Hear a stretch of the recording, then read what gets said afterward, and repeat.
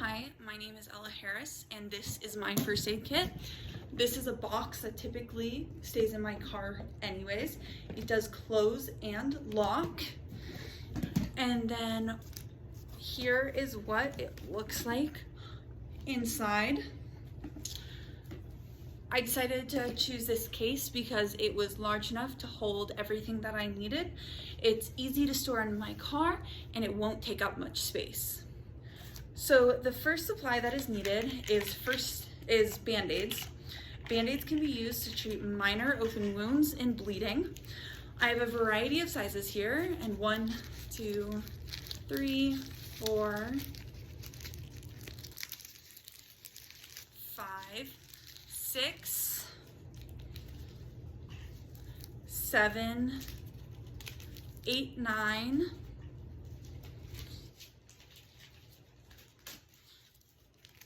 and 10. Next thing that is required in the first aid kit are 5 cloth ties.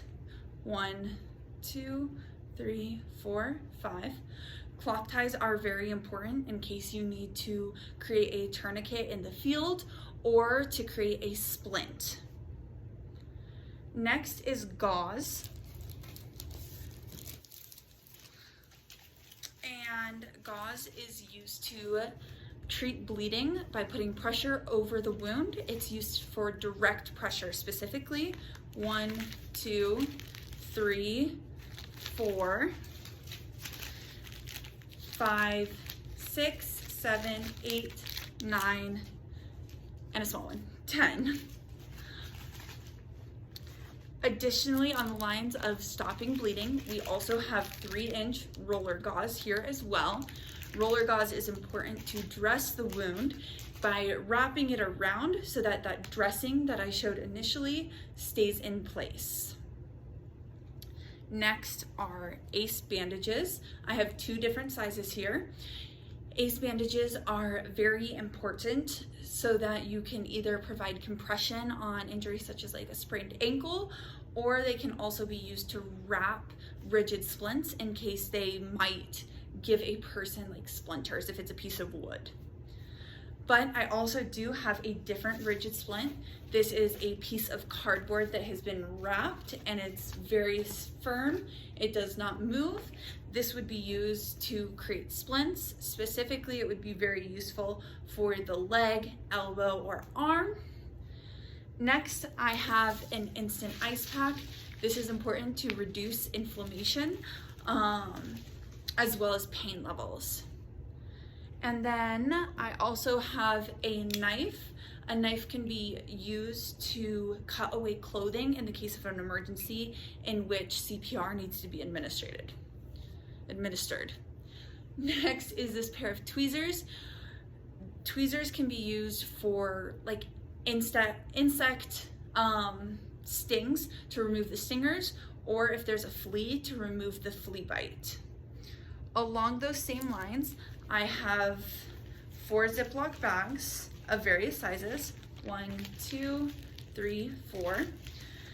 Ziploc bags can be used to store any body parts that may have been amputated, such as a finger or a tooth.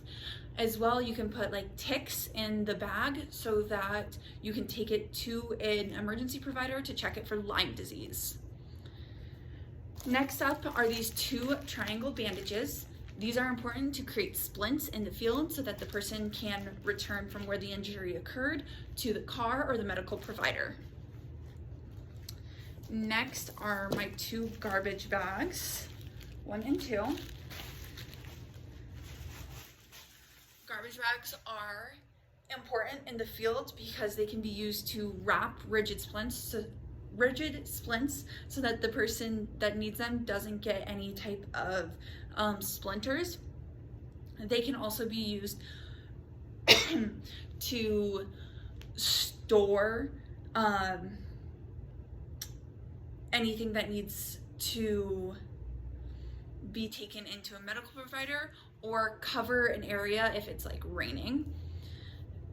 Next would be a lighter. A lighter is important so that one can start a fire if needed, if it's a cold environment.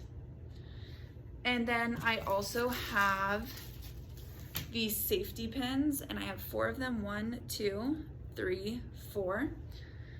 Safety pins can be used for those ACE bandages to hold them in place, as well as any other dressing or gauze. Next, I have this whistle. This whistle is important, especially if you are alone in an environment or if you're administering CPR. You can blow it to alert people near you that you need help and that there is an emergency occurring.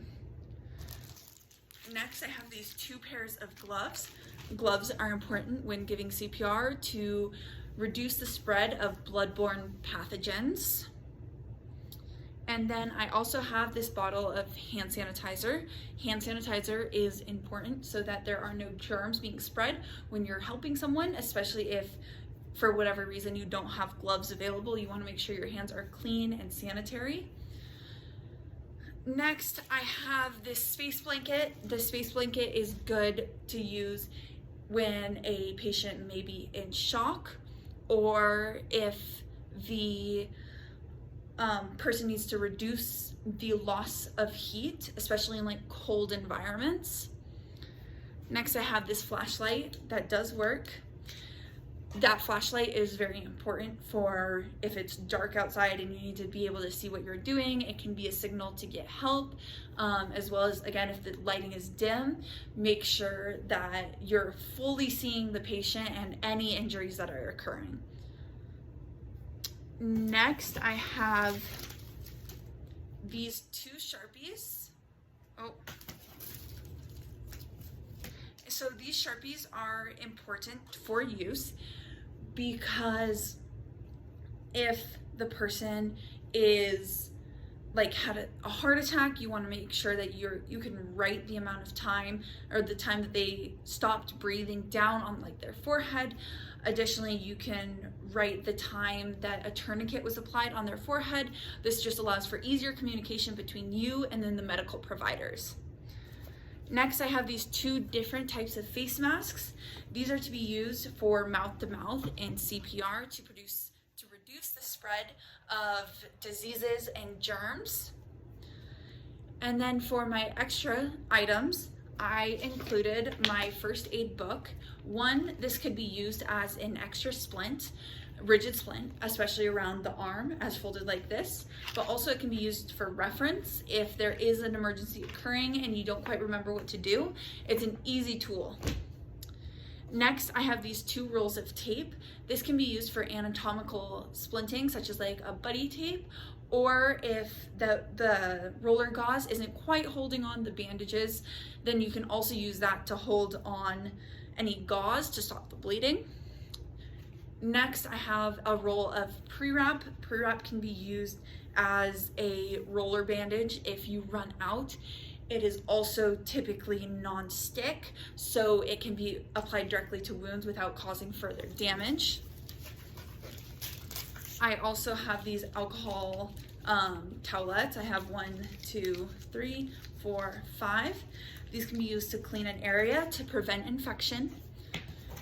And along those same lines, I have this antibiotic and pain relief cream. This can also be used to prevent infections on open wounds. This first aid kit is super helpful and will definitely be used this summer as I'm hiking and outdoors, so I'm very grateful for this opportunity.